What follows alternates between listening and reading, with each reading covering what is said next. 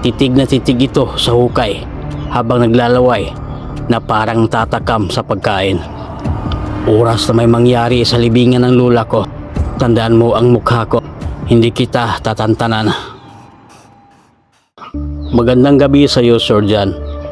Ako si Marcos, taga Camarines Sur. May isang kwento lang akong gustong ibahagi sa inyo.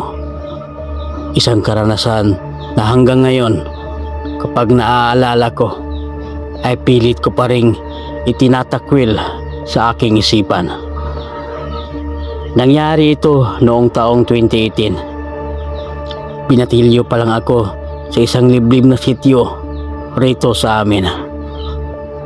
Doon sa probinsya, kapag sumasapit ang dilim, normal na ang mga kwento tungkol sa mga aswang. Pero ang alam ng marami, buhay ang hinahanap nila. Ang hindi nila alam, may mga uri ng nilalang na mas gusto naglalaway sa mga patay. Para maintindihan ninyo ang buong pangyayari, umpisahan natin sa simula. May lula ako sa tuhod. Tawagin natin siyang Lola Carmen. Noong taon na yon, matapos ang isang mahabang biyahe galing sa bakasyon sa Iloilo, bigla siyang dinapuan ng malubhang karamdaman.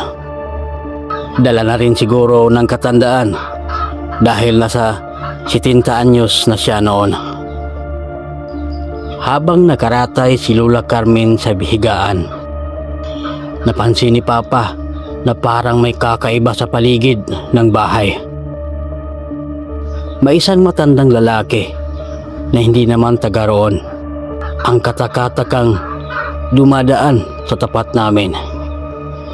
Pero ang nakakatakot, grabe kung makatitig ang matanda sa bintana ng kwarto ni Lola. Kitang-kita ang panlalaki ng mga mata nito. Isang beses, sinubukan siyang tanungin ni Papa kung may kailangan siya. Pero mabilis lang itong tumalikod at naglakad palayo ng walang kibo.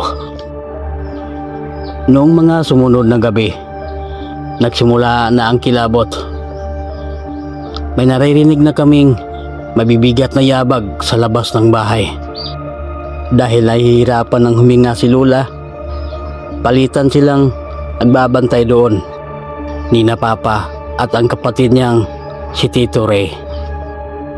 Isang madaling araw, habang medyo naiidlip sila, biglang may lumalagubog ng malakas sa bintana ng kusina. Agad bumangon si Tito Ray at bitbit ang kanyang itak. Pinuntahan niya ang kusina at doon, halos manindig ang balahibo niya. Isang napakalaking itim na pusa ang nakatayo sa lamesa. Nanlilisik ang mga mata nito. Bago pa man maibasiwas dito ang itak, mabilis nang lumundag ang pusa palabas ng bintana. At kasabay noon ang isang nakakapangilabot na sinyalis. Narinig na lang ni na Papa ang hirap na pagtawag ni Lola Carmen. Patakbo silang pumasok sa kwarto. Naabutan pa nilang nandidilat ang mga mata ni Lola, humihingi ng saklolo habang naghahabol ng hininga. Hanggang sa tuluyan na itong lagutan ng hininga. Nagsisigawan at nag-iiyakan na sila Papa noon. Pero sa gitna ng hagulgol, may narinig silang abilis na mga yabag ng paa na tumatakbo palayo sa aming bakuran. Nagsimula ang burol ni Lola Carmen at doon lalong naging impyerno ang gabi. Gabi-gabi, sabay-sabay na nag-aalulungan ang mga aso ng mga kapitbahay na tila iisang oras lang. Isang matandang kaibigan ng pamilya ang nagbabala sa amin. Huwag ninyong iiwanang walang bantay ang kabaong. May umaaligid at naghihintay lang yan para makuha ang bangkay. Kaya naman Walang tulugan sina Papa sa pagbabantay. Natapos ang burol at nailibing si Lola ng maayos. O akala lang namin. Sa sementeryo, nung inilalagak na ang kabaong sa hukay, napansin ulit ni Papa ang misteryong matanda. Nakikihalo sa karamihan, pero ang nakakadiri, titig na titig ito sa hukay habang naglalaway na parang tatakam sa pagkain. Pagkatapos ng libing, bigla na lang itong naglaho na parang bula. Kinagabihan, hindi na mapalagay si Papa. Malakas ang kutob niya na babalikan ng aswang na yon ang punto ni Lola Carmen para hukayin ito. Kaya kahit 10 oras na ng gabi, pinuhat ni na Papa at Tito Ray ang kanilang mga armas at palihim na nagtungo sa sementeryo. At hindi sila nagkamali. Nang malapit na sila sa puntod, may naaninag silang isang anino na may bilis na naghuhukay ng lupa gamit ang mga kamay nito. Agad itong inilawan ni Papa ng flashlight. Sa isang kurap ng mata, ang aninong yun ay biglang nagaan yung itim na pusa at mabilis na nawala sa dilim. Malalim na ang nahukay nito. Kinilabutan si Papa. Kumpirmado, isang balbal ang nilalang na yon, ang aswang na kumakain ng bangkay. Nagpasya silang doon na magpalipas ng gabi para bantayan ang puntod hanggang sa dapit hapon. Nang madaling araw, may narinig silang dahan-dahang yabag.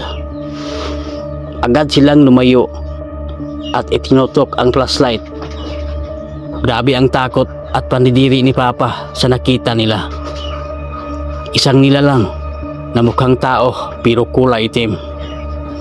Nangingintab ang balat na parang pinahiran ng uling na may langis.